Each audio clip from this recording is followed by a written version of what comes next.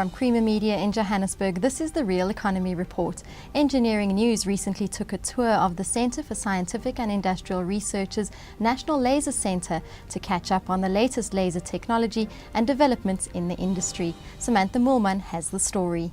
For more than a decade, the National Laser Centre has been introducing the competitive advantage of advanced laser materials processing to the local manufacturing industry. We sat down with the NLC's Laser-Enabled Manufacturing Manager, Hansi Pretorius, to find out more. The National Laser Centre was formed in 2000, and the main purpose and the mandate of the Laser Centre is to introduce laser technology into industry.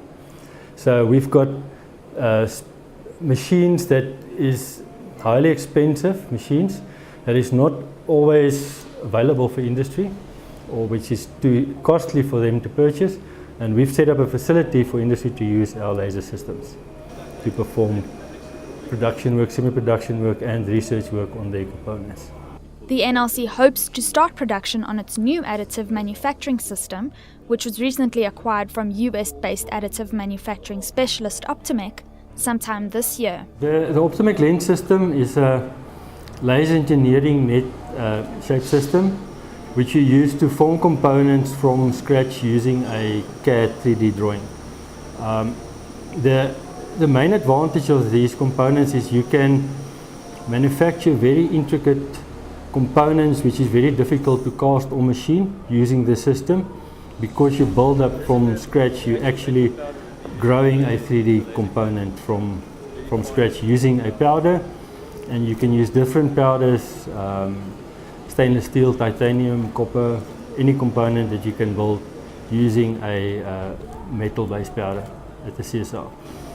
The big advantage is mainly because you can do very intricate designs. You can do nice, if you've got an intricate cooling circuit inside a component, you can build the component from there. The other advantage is if it's low volume components, you can save a lot of time and on cost, where in the past you used to have to build a component that has to be casted. Now you can build a component from scratch using the machine. One of the examples given to us was in a normal process to manufacture a certain component, it would take them 8 months. Using the lens system, you can do that in 2 weeks. Other news making headlines this week: the latest OECD report on South Africa finds education to be a critical problem.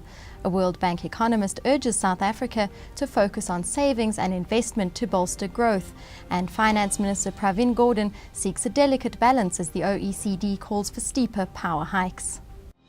The latest Organization for Economic Cooperation and Development found education to be a critical problem, where South Africa's educational outcomes are poor on average and extremely uneven, which is aggravating the excess supply of unskilled labor and worsening income inequality. Educational achievement of most South Africans now remains below standard. Of course, poor educational standards are in part a legacy of apartheid. It will take time to overcome this legacy. The good news is that this process is underway. South Africa has greatly increased its access to education. It's already a remarkable achievement.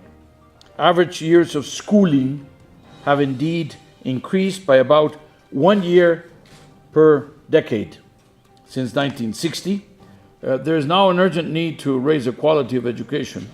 South African students fare poorly in standardized international tests, like the Progress in International Reading Literacy study, and outcomes are extremely uneven across and within schools.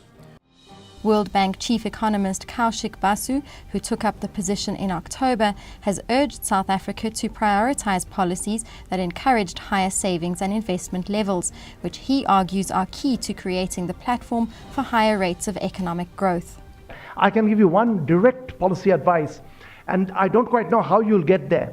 We've seen from an experience of a large number of emerging countries that if you can get your savings and investment rates up, yes, you will still have turmoil, short period slumps in growth, but the growth rate can be pushed up a lot. And in the case of India, this is just stark. India used to be a low saving country. Then in 2 steps, late 1970s and 2001 and 2, India's savings rate and investment rate just jumped up. And now India saves and invests like East Asian countries. and the growth moved almost in step with that. So I think South Africa ought to pay a lot of attention in stepping up on this.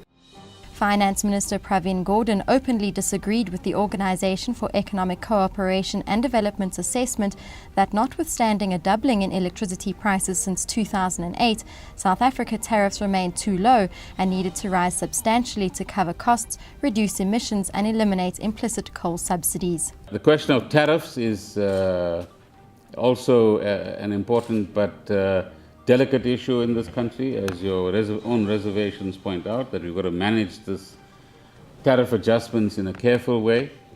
And in particular, we've got to ensure that immediate cost reflectivity in tariffs doesn't harm our competitiveness, doesn't impose huge electricity costs on households, particularly middle class and poorer households. That's Creamer Media's Real Economy Report. Join us again next week for more news and insight into South Africa's real economy.